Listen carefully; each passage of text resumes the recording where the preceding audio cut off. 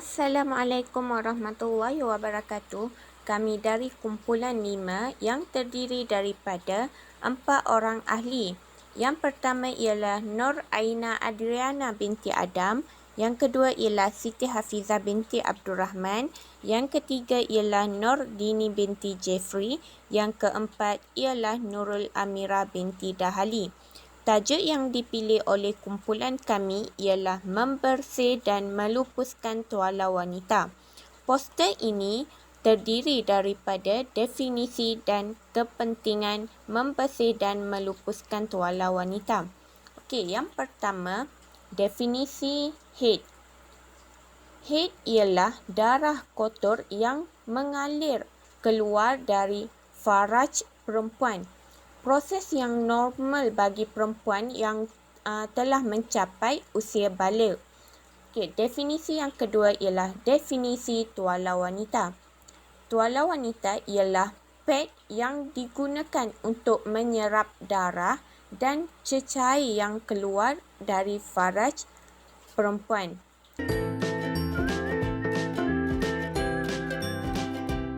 Definisi yang ketiga ialah definisi membersihkan tuala wanita.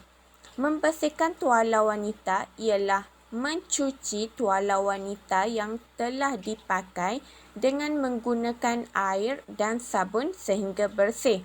Definisi yang keempat ialah definisi melupuskan tuala wanita, iaitu menghapuskan tuala wanita dengan membuangnya di tempat yang sepatutnya seperti tong sampah. Okey.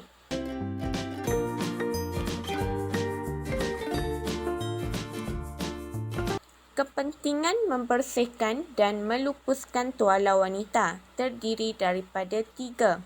Yang pertama ialah dapat menghindari syaitan daripada menyukai tuala wanita yang tidak bersih. Yang kedua ialah dapat membuang darah yang dikenali sebagai najis sebelum melupuskan tuala wanita. Dan yang terakhir ialah mengelakkan pencemaran persekitaran tandas seperti pembuangan tuala wanita di merata tempat.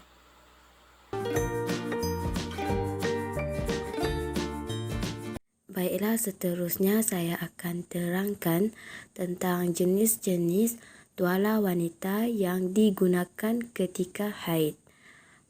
Tuala wanita mempunyai pelbagai saiz, gaya, ketebalan dan ukuran. Yang pertama sekali, terdapat tuala wanita yang bersayap, iaitu yang bersayap ini tuala wanita yang boleh dilipat di tepi seluar dalam untuk memberikan perlindungan yang lebih baik. Jadi, tuala wanita yang bersayap adalah lebih baik perlindungan daripada tuala wanita yang tidak bersayap. Seterusnya, terdapat juga tuala wanita yang lebih tebal dan panjang untuk penyerapan darah haid yang banyak atau untuk kegunaan pada waktu malam. Jelaslah di sini bahawa terdapat banyak jenis tuala wanita yang kita boleh gunakan. Jadi, pilihlah tuala wanita berdasarkan saiz badan anda ataupun jumlah aliran darah haid agar sentiasa selesa. Jika anda rasa aliran darah haid anda banyak pada hari tersebut, pilihlah tuala wanita yang bersayap ataupun tuala wanita yang lebih tebal dan panjang supaya tidak bocor. Manakala jika darah haid anda sudah melepasi hari-hari yang ke belakang, anda boleh pilih tuala wanita yang tidak bersayap ataupun yang lebih nipis. Baiklah, seterusnya kita akan tengok jenama-jenama tuala wanita yang terdapat di Malaysia yang biasa kita gunakan. Nama yang pertama ialah Kotex, yang kedua ialah Laurier, yang ketiga ialah Libresse, Yang keempat ialah whisper dan yang terakhir sekali ialah jenama stay free. Seterusnya, ditunjukkan juga kesan apabila mengabaikan pengurusan tuala wanita. Kesan ini lebih memfokuskan kepada aspek pelupusan dan pembersihan tuala wanita. Terdapat 4 kesan pengabaian pengurusan tuala wanita, iaitu yang pertama ialah pencemaran bau, kerosakan tandas, penyebaran penyakit dan keempat menjatuhkan imej wanita. Keempat-empat kesan pengabaian pengurusan tuala wanita ini dicadangkan oleh Roxburgh et al. Pada tahun 2020. Dimulakan dengan kesan yang pertama. Roxburgh et al. Pada tahun 2020 mencadangkan pencemaran bau sebagai salah satu kesan apabila pengurusan tuala wanita diabaikan, terutama sekali pengabaian, pelupusan dan pembersihan tuala wanita dengan betul. Baiklah, pencemaran bau ialah pencemaran yang berlaku disebabkan oleh keadaan udara yang tercemar yang berpunca daripada sampah sarap atau sisa buangan yang tidak dilupuskan dengan cara yang betul. Hal ini juga termasuklah dengan tuala wanita yang telah digunakan.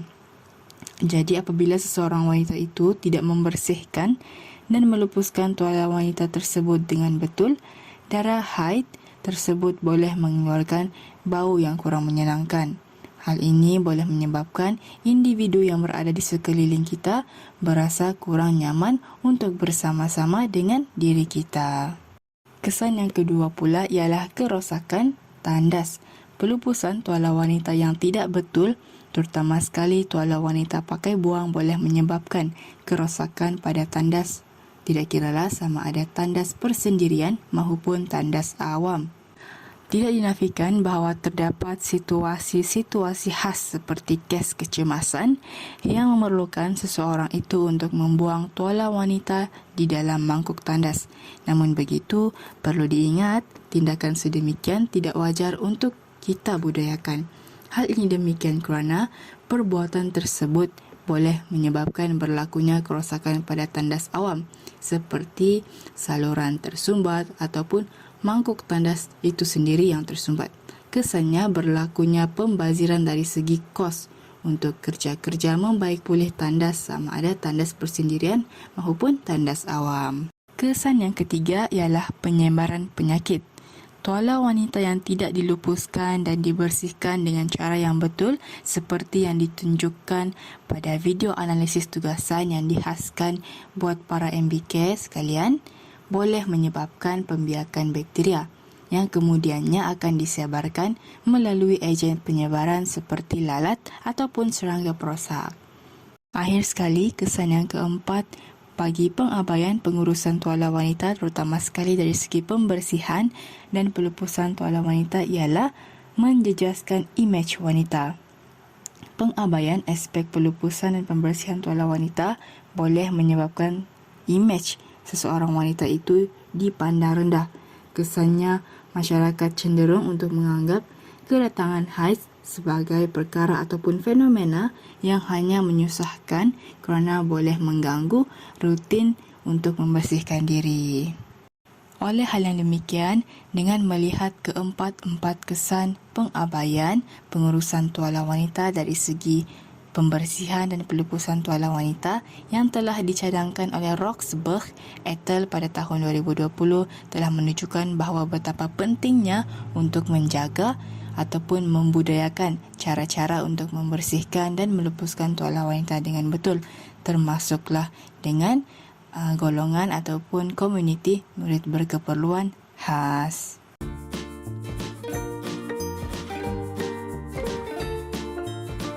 Seterusnya, kita akan membincangkan mengenai analisis tugasan. Dimulakan dengan pendefinisian analisis tugasan menurut SAM dan National Professional Development Centre on Autism Spectrum Disorder NPDC pada tahun 2016. Analisis tugasan ataupun task analysis boleh digunakan untuk membantu orang kurang upaya OKU dan juga murid berkeperluan khas MBK bagi menguasai tingkah laku berantai. Baiklah, apakah sebenarnya yang dikatakan sebagai tingkah laku berantai? Tingkah laku berantai ialah tingkah laku yang terdiri daripada beberapa langkah mudah. Contoh bagi tingkah laku berantai adalah seperti mandi dan juga mengikat tali kasut. Baiklah, justru kita boleh gambarkan bahawa tingkah laku berantai ini ialah perbuatan yang kompleks dan sukar dilakukan oleh MBK. Sebentar tadi telah dinyatakan bahawa tingkah laku berantai ialah kemahiran yang kompleks. Oleh hal yang demikian, analisis tugasan akan digunakan bagi memecahkan ataupun membahagikan kemahiran yang kompleks tersebut kepada kemahiran yang lebih mudah dan ringkas. Hal ini penting agar MBK dapat menguasai kemahiran kompleks tersebut dengan baik. Seterusnya kita lihat pula dari segi penggunaan analisis tugasan. Penggunaan analisis tugasan tidak terhad kepada guru pendidikan khas sahaja. Ini bermaksud bahawa analisis tugasan juga boleh digunakan oleh kumpulan profesional yang lain, misalnya juruterapi cara kerja dan juga guru arus perdana. Baiklah, sehubungan dengan itu, analisis tugasan juga boleh dilaksanakan oleh ibu bapa ataupun penjaga MBK ketika berada di rumah. Sehubungan dengan itu, dalam konteks pelaksanaan pendidikan khas di Malaysia, pihak Kementerian Pendidikan Malaysia KPM pada tahun 2015 telah mencadangkan bahawa analisis tugasan boleh dijadikan sebagai salah satu strategi pengajaran dan pembelajaran bagi MBK. Justru, KPM juga telah mencadangkan bahawa terdapat 6 langkah utama bagi melaksanakan analisis tugasan ke atas MBK. Dimulakan dengan langkah pertama, guru hendaklah memastikan kemahiran kompleks ataupun tingkah laku berantai yang diajarkan kepada MBK bersesuaian dengan tahap keupayaan murid. Langkah yang kedua pula, guru hendaklah memberikan huraian secara ringkas mengenai kemahiran kompleks yang ingin diajarkan kepada MBK. Oleh hal yang demikian, kumpulan kami telah menyediakan sebuah poster bagi menerangkan secara ringkas perkara yang berkaitan dengan kemahiran membersihkan dan melupuskan tuala wanita. Langkah yang ketiga, kemahiran kompleks yang telah dipilih hendaklah dipecahkan kepada langkah-langkah kecil yang mudah agar MBK mudah untuk mengikuti sesi pembelajaran. Langkah keempat, guru disarankan agar membuat penyesuaian langkah pembelajaran mengikut keupayaan dan kebolehan murid. Hal ini demikian kerana setiap MBK tersebut mempunyai tahap keupayaan dan kategori kefungsian yang berbeza. Langkah yang kelima pula, guru hendaklah membuat pemerhatian dan penilaian terhadap kemahiran yang dikuasai oleh MBK.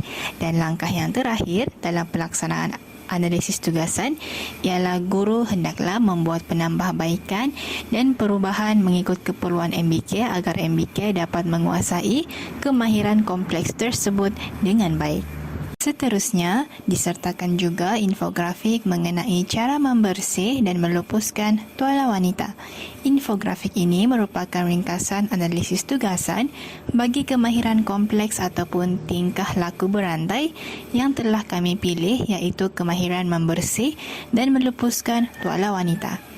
Di dalam infografik ini terdapat 17 langkah mudah dan ringkas bagi membantu MBK menguasai kemahiran membersih dan melupuskan tuala wanita. Mulakan dengan cara membersih tuala wanita. Langkah pertama, pergi ke tandas. Langkah kedua, buka pintu tandas. Langkah ketiga, tutup pintu tandas. Langkah keempat, kunci pintu tandas. Langkah kelima, tanggalkan tuala wanita dari seluar dalam.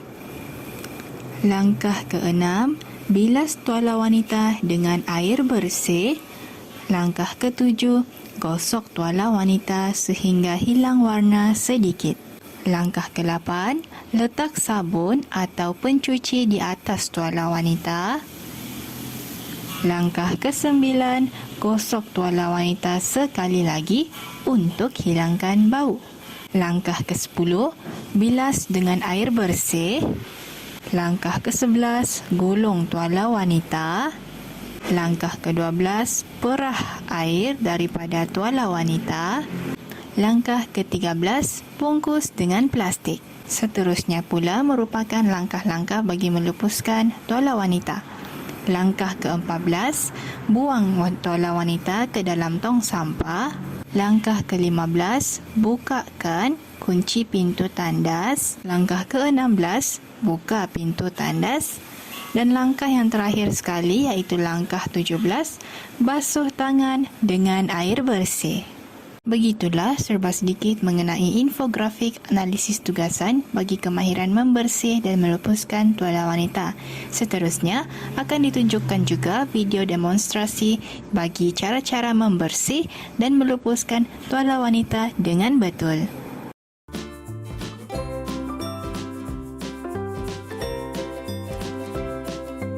Langkah pertama, bilas tuala wanita dengan air bersih.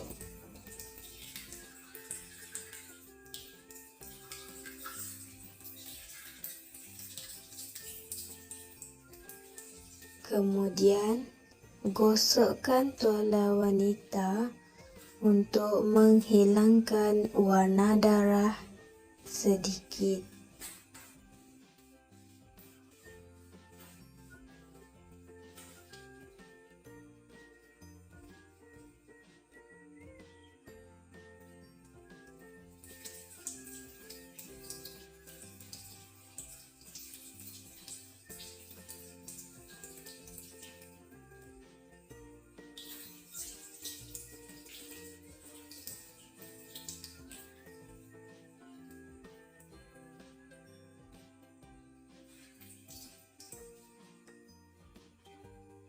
Selepas itu, letakkan pencuci atau sabun di atas tuala wanita dan gosok. Gosok tuala wanita untuk menghilangkan bau.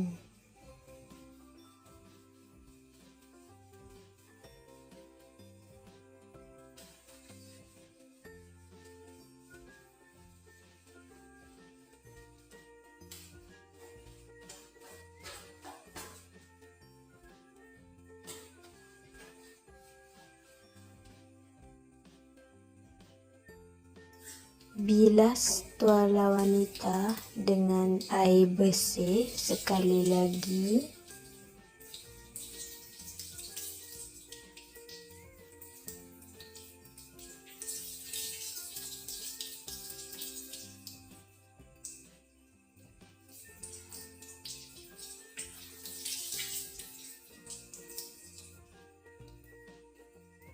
Setelah bilas, gulungkan tuala wanita seperti yang ditunjukkan. Kemudian perah air dari tuala wanita.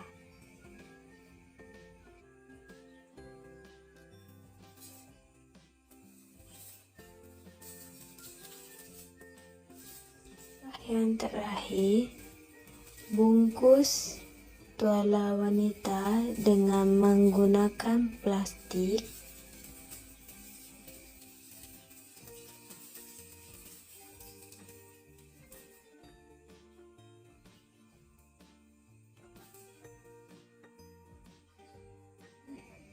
Buang tuala wanita ke dalam tong sampah yang disediakan. Sekian, terima kasih. Secara kesimpulannya, tuala wanita ini digunakan oleh golongan wanita yang sedang didatangi haid. Tuala wanita yang berjenama Kotex dan Libres biasanya digunakan oleh golongan wanita pada hari ini. Tuala wanita yang telah digunakan akan perlu dibersihkan dengan sempurna dan tuala wanita itu juga perlu dilupuskan di tempat yang sepatutnya, seperti ke dalam tong sampah yang disediakan di tempat-tempat seperti tandas. Okey, tuala wanita yang telah dicuci ini dengan bersih akan memberi kebaikan atau kepentingan kepada diri sendiri dan persekitaran. Oleh itu, tiada kejadian golongan wanita ini yang membuang tuala wanita yang tidak bersih apabila mereka didatangi haid.